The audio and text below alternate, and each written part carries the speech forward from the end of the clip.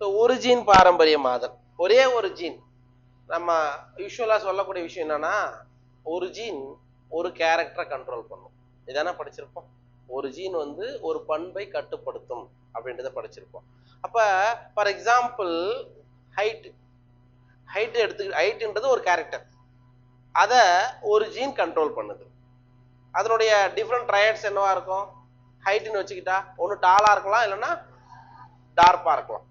சரியா? உயரமா நெட்டையா இருக்கலாம், இல்லது குட்டையா இருக்கலாம். ஆனா உயரம் அப்படின்ற ஒரு பண்பு எடுத்துக்கிட்டா அதுக்கு ஒரு காரணம் ஒரே ஒரு ஜீன் அப்படின்றது. அதனால ஒரு ஜீன் பாரம்பரியம் ஆகும் போது, ஒரு ஜீன் ஒரு தலைமுறையிலிருந்து அடுத்த தலைமுறைக்கு கடத்தப்படும் போது என்ன நடக்கும் அப்படின்றதுதான் இன்ஹெரிட்டன்ஸ் ஆஃப் ஒன் ஜீன். சரியா? ரைட், பார்க்கலாம்.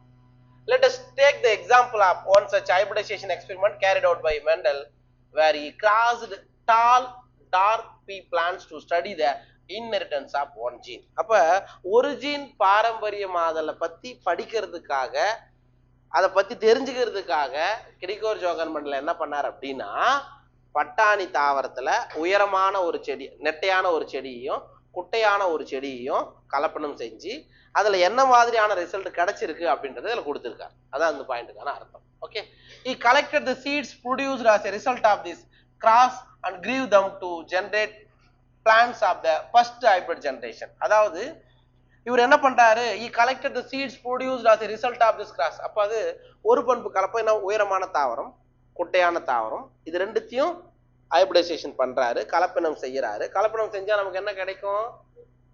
என்ன கிடைக்கும்? நெட்டை தாவரம். அது ரைட்டா? ஓகே, அது ஒண்ணு இல்லடா ராஜா. இப்ப capital t cross with small t, இதுதான் நம்மளோட இது. இவங்க யாரு? இவங்க பேரண்ட். அப்ப உயரமான ஒரு நெட்டையான தாவரம், குட்டையான தாவரம், டாலு டார்க். சரிங்களா? அப்ப இதை நீங்க கேமிட்டா பிரிச்சீங்கன்னா என்ன வரப்போகுது? அல்லிலா பிரிக்கும் போது இப்படிதானே வரும். இதெல்லாம் நம்ம சின்ன வயசுல இருந்து பார்த்துட்டு இருக்கக்கூடிய விஷயங்கள் தான். ரைட்டா? அப்ப இது கேமிட்ஸ். கேமிட்ஸ்னா ஃபார் எக்ஸாம்பிள் இது மேல்னு வச்சுக்கோ, இது ஃபீமேல்னு வச்சுக்கோ. அப்ப இங்க இருந்து வரக்கூடிய மேல் கேமிட்ல கேபிட்டல் டி இருக்கும், அவ்வளவுதான். இது ஃபீமேல் வச்சுக்கிட்டா அதோடைய எக்குல ஸ்மால் டி இருக்கும். சரிங்களா? அப்ப இது ரெண்டுத்தையும் நம்ம கிராஸ் பண்ணும்போது நமக்கு என்ன கிடைக்க போகுது?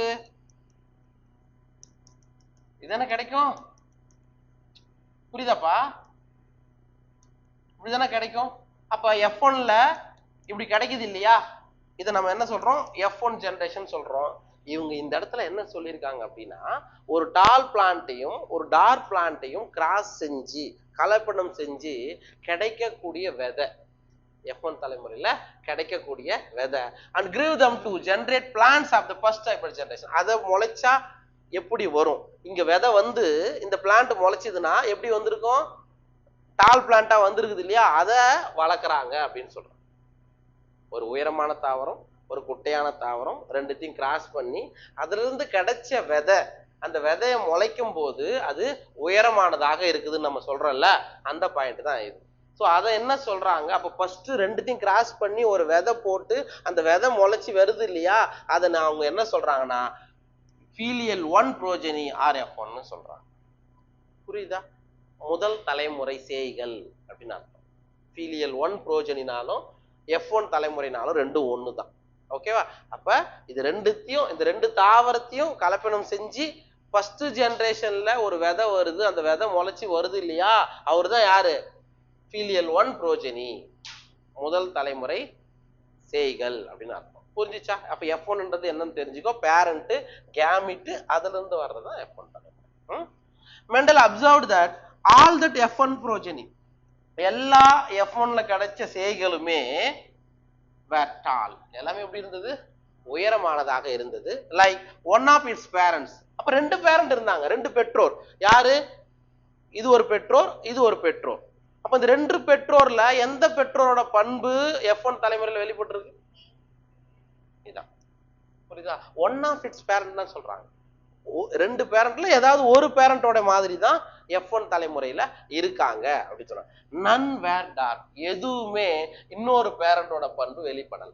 ஏதாவது குட்டையான தாவரம் வந்துச்சானா வரல. ஓகேவா? இந்த படத்தை பாரு, இந்த படத்தையே நீ ஜஸ்ட் பாரு. இவங்க என்ன கொடுத்துருக்காங்க? 4.3. சரி, இது இதுலயே கூட நீ பாரு. ஜஸ்ட் இது வந்து ஃபீமேல் பேரண்ட், இது வந்து மேல் பேரண்ட். சரியா? ஃபார் எக்ஸாம்பிள் நீ ஏன் இமேஜின் பண்ணிக்கோ, இது வந்து மேபி டாலா இருந்திருக்கலாம் அல்லது இது வந்து டார்பா இருந்திருக்கலாம் அப்படின்னு வச்சுக்கோ. ஒரு எக்ஸாம்பிளுக்கு நான் சொல்றேன். அப்ப என்ன பண்றாங்க, ஃபீமேல் பேரண்ட் நான் ஏற்கனவே சொன்னேன் பட்டாணி தாவரம் யூனிசெக்சுவல் ஃப்ளவரா பைசெக்சுவல் ஃப்ளவரா? இப்போ பைசெக்சுவல் ஃப்ளவர்னா both male female reproductive system இருக்குமா? அப்ப அவர் என்ன பண்றாரு, இந்த ஃபீமேல் பிளான்ட்டா இதை சூஸ் பண்ணிட்டாரு, இதான் பெண் தாவரமா சூஸ் பண்ணிட்டாரு. இவர் என்ன பண்றாரு, எமாஸ்குலேஷன் பண்றாரு. ஜஸ்ட் அந்த ஆந்தரை கட் பண்ணி ரிமூவ் பண்றாங்க இந்த இடத்துல. அதே மாதிரி இதுல மேபி இதுல இருந்து ஜஸ்ட் என்ன பண்ணிருப்பாரு, இந்த போலன் கிரைனை எடுத்து இந்த பிஸ்டல்ல போட்ட பிறகு நமக்கு என்ன கிடைக்கும், பாலினேஷன் நடக்கும். பாலினேஷன் நடந்தா ஃபெர்டிலைசேஷன் நடக்கும். அதாவது முதல்ல மகரந்த சேர்க்கை நடக்கும், கருவுறுதல் நடக்கும். கருவுறுதல் நடந்தா எம்பிரியோ ஃபார்ம் ஆகும், சைகோட்டு, சைகோட்ல இருந்து எம்பிரியோ, எம்பிரியோல இருந்து சீடு எல்லாம் ஃபார்ம் ஆயிடுச்சு. அதான் இந்த சீடு, அதான் இந்த சீடு. இது எப்ப F1 ஜெனரேஷன்ல. அப்ப எல்லா தாவரமே எப்படி இருக்குது, டாலாவே இருக்குது, எல்லாமே டாலாவே இருக்குது. இதே மாதிரி தான் இந்த படத்தையும் பாரு, இதுதான் அவரோட கிராஸ். சரிங்களா? அப்ப என்ன சொல்றாங்க, இது டால் பிளான்ட், இது டார்க் பிளான்ட். டால் பிளான்ட்டை கேபிட்டல் டி கேபிட்டல் டின்னு கொடுக்கணும். சரியா? டார்க் பிளான்ட்டை டார்க் டி வருது அதனால டின்னு போட்டுறக்கூடாது, நமக்கு ஈஸியா புரிஞ்சுக்கணுன்றதுக்காக இதோட ஸ்மால் லெட்டர் அப்படி போட்டுக்கணும். அப்ப இதுல டாமினன்ட் இது, அதனால கேபிட்டல் லெட்டர் நம்ம யூஸ் பண்றோம். இது ரெசசிவ் ஒடுங்கு பண்பு, அதனால அதுக்கான ஸ்மால் லெட்டர் தான் நீங்க அதுல யூஸ் பண்ணணும். சரிங்களா? ரைட், இது ஓகே. அப்ப நமக்கு F1 ஜெனரேஷன்ல எப்படி கிடைச்சிருக்கான், அப்ப இந்த கிராஸை தான் இங்க நம்ம போட்டு பார்க்கணும். Capital t into small t, இவங்க பேரண்ட். அப்ப கேமிட்டா நம்ம பிரிக்கிறோம். சரிங்களா? நீ இந்த மாதிரி போடலாம். ஓகேவா? அப்ப இது இந்த மாதிரி கேமிட் வந்துருச்சு. அப்ப நமக்கு செல்ஃப் கிராஸ் நடக்குது. சாரி, செல்ஃப் கிராஸ் சொல்ற பாரு, இங்க பாலினேஷன் நடக்க போகுது. அது இது மேபி வேற டிஃபரெண்ட். இவர் எப்பவுமே யூஸ் பண்ணது கிராஸ் பாலினேஷன் தான் ஃபர்ஸ்ட் பண்ணுவார். அப்ப என்ன ஆக போகுது, ஒரு வாட்டி இது கூட போடு, ஒரு வாட்டி இது கூட போடு. புரியுதா? அப்ப இதுதான் என்னதுங்க, F1 ஜெனரேஷன். F1 தலைமுறையில் எல்லாமே எப்படி இருக்குது, கேபிட்டல் டி ஸ்மால் டி, எல்லாமே உயரமான தாவரங்களாக இருந்தது. ஒண்ணு கூட எதுவா இல்ல, குட்டையான தாவரமா இல்ல. புரிஞ்சுச்சா? இதத்தான் அந்த பாயிண்ட்ல கொடுத்துருக்காங்க. சரிங்களா? அப்புறம் என்ன பண்ண போறாரு, இந்த இடத்துலதான் இது வரைக்கும் அவுட் கிராஸ், சாரி என்ன சொல்றது, கிராஸ் பாலினேஷன் இங்கெல்லாம். இப்ப என்ன பண்றாரு, இப்ப F1 தலைமுறையில கிடைச்சது இல்ல, எல்லாமே tall plant capital T small T. இங்க ஏன்னா ரிகோர் ஜோகன் மண்டல் என்ன சொல்றாரு அப்படின்னா, ஒரு கேபிட்டல் டி ஒரு ஸ்மால் டி, ஒரு ஓங்கு பண்பு ஒரு ஒடுங்கு பண்பு, டாமினன்ட் ரெசசிவ் வரும் பொழுது டாமினன்ட் தான் வெளிப்படும் சொல்றாரு. சரியா? அதனால இங்க எல்லாமே எப்படி இருந்தது, டாலா இருந்தது. இப்ப அடுத்தது என்ன பண்ண போறோம், இந்த F1 ஜெனரேஷன்ல கிடைச்ச பிளான்ட்டை செல்ஃப் கிராஸ் பண்ண போறோம். செல்ஃப் பாலினேஷன், தன் மகரந்த சேர்க்கை. அப்படின்னா இந்த தாவரத்துல இருக்கக்கூடிய போலன் கிரைன்ல இருந்து அதே தாவரத்தோட சூழ் முடியல அது என்ன ஆயிடும், ரீச் ஆயிட்டு இருக்கும். அதுதான் self pollination or self cross. அப்ப இத ரெண்டுத்தையும் என்ன பண்றாங்க, இந்த மாதிரி, அல்லது ரெண்டுமே உயரமான தாவரம், இது ரெண்டு நீ எடுத்து போட்டா கூட ஏதாவது ஓகே. செல்ஃப் பாலினேஷன் பண்ணும்போது, செல்ஃப் கிராஸ் பண்ணும்போது இது என்ன பண்றான், இதை நீங்க போடுறான் capital T capital T capital T small T. புரியுதா? Capital T small T small T small T. ஓகேவா? புரியுதுங்களா உங்களுக்கு? நீ இப்படியும் போடலாம், செக்கர் போடும் முத்தடை வச்சும் நீங்க போடலாம். ஓகேவா? அப்ப இப்ப கிடைக்கும் போது அவருக்கு பாரு, இது என்ன பிளான்ட், டார்க் தூய குட்டை தாவரம். ஓமோசைகஸ் ஹெட்ரோசைகஸ் அதெல்லாம் தெரியுமா? இது ஓமோசைகஸ் ஹெட்ரோசைகஸா? ஓமோ, ரெண்டுமே ஒரே மாதிரியான ஜீனோடைபிக் லெட்டர் இருந்தா அது ஓமோசைகட். சரியா? இது அப்ப ஹெட்ரோசைகட் இதானே? ஓகேவா? ஏன்னா கேபிட்டல் டி ஸ்மால் டின்னு வந்தாவே அது எப்படிதான் இருக்கும், பீனோடைபிக் கேரக்டர் பொறுத்த மட்டும், அதாவது புறத்தோற்றத்துல நீங்க கண்ணால பார்க்கும்போது உயரமானதாகத்தான் இருக்கும். ஆனா உள்ள இருக்கக்கூடிய ஜீனோடைப்பை பார்த்தா தான் அது ஹெட்ரோசைகோட்ல இருக்குன்னு உங்களால தெரிஞ்சுக்க முடியும். சரியா? அப்ப இது homozygous tall plant. That's all. புரியுதா? இதுதான் இவருடைய ஹைபிரிடைசேஷன் மெத்தட். ஓகேவா? அப்ப இது வரைக்கும் அவர் என்ன சொல்லியிருக்காருன்னா F1 ஜெனரேஷன்ல கிடைச்ச எல்லா பிளான்ட்டுமே டாலா தான் இருந்தது, ஒண்ணு கூட டார்ப்பா இல்ல அப்படின்றதான் சொல்லியிருக்காரு. அதை நம்ம அப்படியே கண்டினியூ பண்ணி வருவோம். ஓகேவா? Okay. Mendel observed all the F1 progeny plants were tall like one of its parents, none were dark. Okay.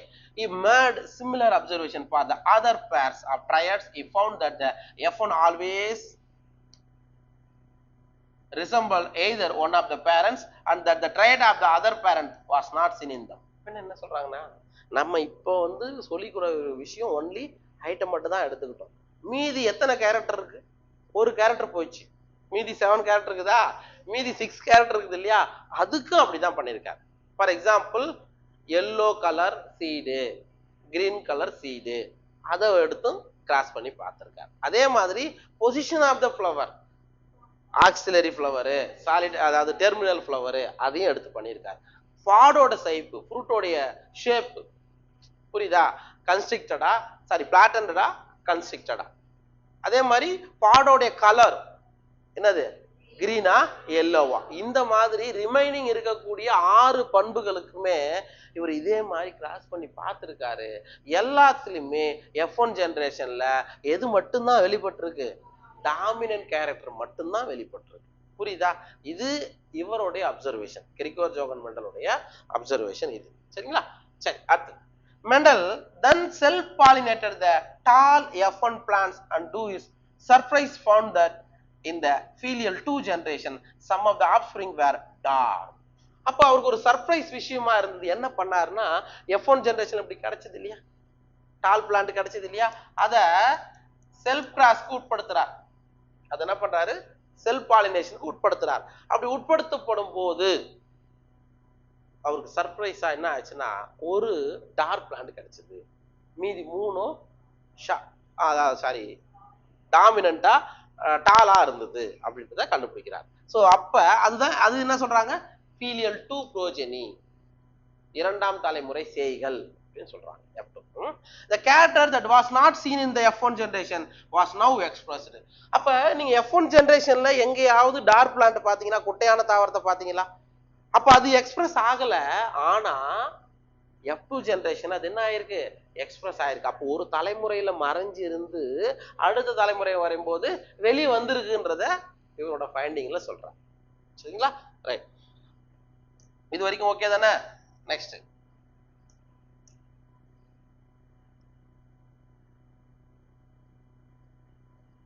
the proportion of plants that were dark were 1/4 of the F2 plants while 3/4 of the F2 plants were tall. அப்ப just நான் இதை அப்படியே இங்கேயே சொல்லிடுறேன்.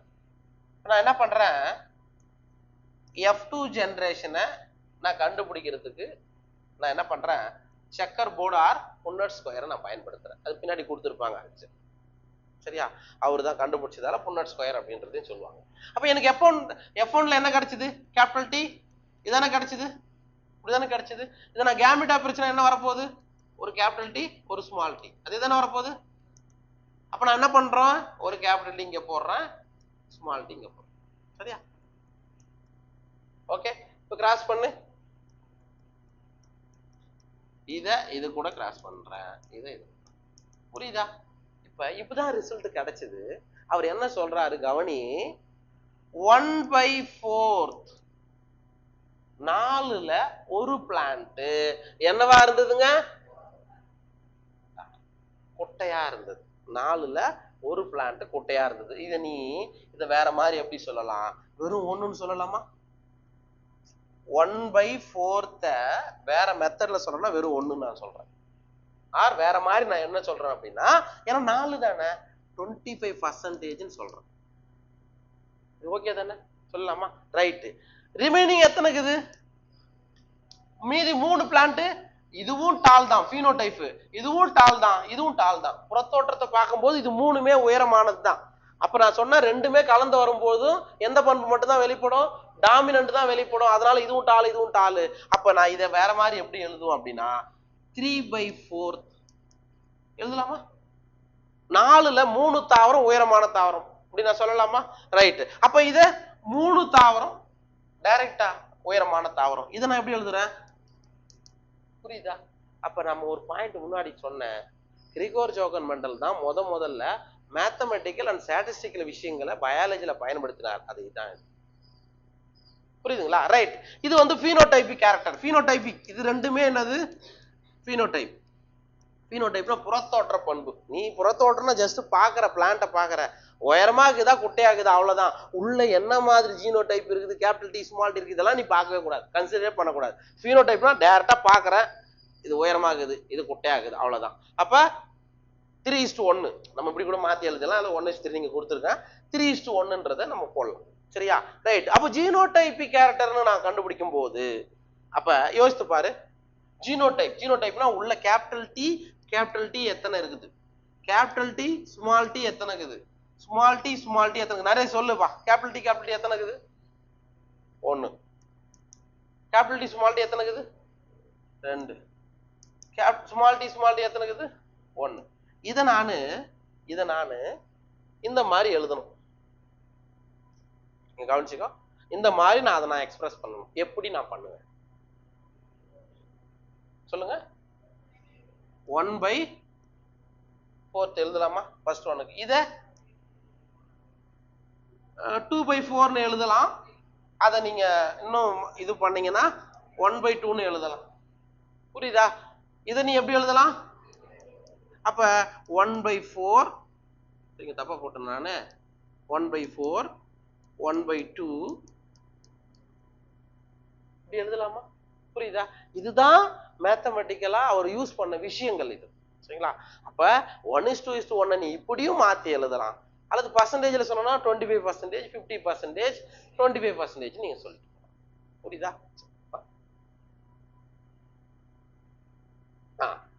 The tall and dark priors were identical to their parental type and did not show any blending. இப்ப 3 plant உயரமா கிடைச்சது, ஒரு பிளான்ட் குட்டையா கிடைச்சது, டார்ப்பா கிடைச்சது. இது இந்த 4 தாவரமே அவங்களோட பேரண்டோட கேரக்டர் எப்படி இருக்கோ டிட்டோவா அதே மாதிரியான கேரக்டர் தான் எக்ஸ்பிரஸ் பண்ணுச்சு. இது ரெண்டுத்துக்கும் நடுவுல, ஹைட்டுக்கும் அதாவது டாலுக்கும் டார்க்குக்கும் நடுவுல மீடியமான பிளான்ட்னு எதுவுமே வரல. சரியா? ஒன்லி பேரண்டோட கேரக்டர் தான். ஒன்னு உயரமா இருந்துட்டு போட்டோம், இல்ல குட்டையா இருந்துட்டு போட்டோம், அவ்வளவுதான். இதுக்கு நடுவுல எந்த விதமான பண்பும் வெளிப்படவில்லை அப்படின்றத ஞாபகம் வச்சுக்கோ. சரிங்களா? That is, all the offspring were either tall or dark. None were of in between height. ஒன்னு உயரமா இருந்துச்சு இல்ல குட்டையா இருந்துச்சு. எந்த ஒரு பிளான்ட்டும் நடு நன்மையில இதுக்கும் நடுவுல எதுவுமே கிடையாது. இதுதான் அவருடைய ஃபர்ஸ்ட் ஃபைண்டிங்ஸ். சரிங்களா? ரைட். அடுத்தது, similar results were obtained with the other triads that he studied. இதே மாதிரி மீதி 6 பண்புகள் இருக்குதுல்ல, கனி நிறம் இதெல்லாம் வச்சு நம்ம பண்றோம்ல, அதுலயும் இதே மாதிரியான ரிசல்ட்ஸ் தான் இவர் பெறுகிறார். சரிங்களா? Only one of the parental triads was expressed in the F1 generation, while at the F2 stage both the triads were expressed in the proportion 3:1. அப்ப F1 தலைமுறையில 2 பேரண்ட்ல ஒரே ஒரு பேரண்டோடைய பண்பு மட்டும்தான் வெளிப்படுது. But in F2 generation, F2 தலைமுறையில 2 பெற்றோருடைய பண்பும் வெளிப்படுது. இது எல்லா ட்ரையட்ஸுக்கும் பொருந்தும் அப்படின்றத கண்டுபிடிக்கிறார். சரிங்களா? அப்ப எப்படி கிடைச்சுதான்? 3:1. 3 டால் பிளான்ட், ஒரு டார்க் பிளான்ட். சரியா? 3 எல்லோ, ஒரு கிரீன். இந்த மாதிரி ஒவ்வொன்றும் பார்க்கும்போது அவருக்கு கிடைச்சது. சரிங்களா? The contrasting triads did not show any blending at either F1 or F2. அப்ப கான்ட்ராஸ்டிங் ட்ரையாட்ஸ் தானே இதான். இது வந்து கான்ட்ராஸ்டிங் ட்ரையாட். கரெக்டா? ஒரு கேபிட்டல் டி, ஒரு ஸ்மால் டி என்றது அது கான்ட்ராஸ்டிங், மாறுபட்ட பண்புகளை கொண்டது அப்படின்னு அர்த்தம். இத எங்கேயாவது இங்க பிளண்டிங் காமிச்சுதா? ரெண்டும் கலந்து, உயரமும் குட்டையும் கலந்து மாதிரி ஏதாவது பண்பு F1 F2 வெளிப்படுச்சானா? கிடையாதுன்னு சொல்லுங்க. சரியா? ஓகேவா? இது வரைக்கும் புரிஞ்சுதா?